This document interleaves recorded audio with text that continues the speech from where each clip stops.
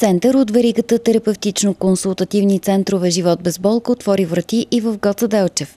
Той разполага със съвременна техника за профилактика и лечение, каквато има в много малко градове в страната. Центъра може да се посещава от най-различни пациенти, които имат заболявания, които най-често се срещат. Това са плексити, радикулити, дискогенни изменения, дископати, дискови хернии. В случай, че херниите не са медиални хернии, латерални, контралатерални, те може да ги обработваме. Казано на по-обикновен език, това са всички хора, които имат страдания във врата, гърба, кръста, колената. Абсолютно всичко това, което е свързано с опорно-двигателния апарат. Болката първо се опитваме да я отстраниме, да ни облегчиме, това е идеята.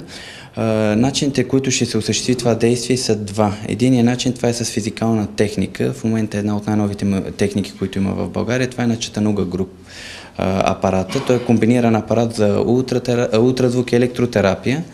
Съответно ще използваме мануални техники. Това са лечебен масаж, кинезитерапия, рехабилитация, ерготерапия. Идеята е да се види каква е причината и да отстраним конкретната причина и наистина да отстраним болката, не само да я тушираме. Център „Живот без болка“ се намира в сградата на търговски център „Мамут“ в Гоце Делчев. Работното време е всеки делничен ден от 9:30 до 18:30 часа. Приемът се осъществява след предварително записване.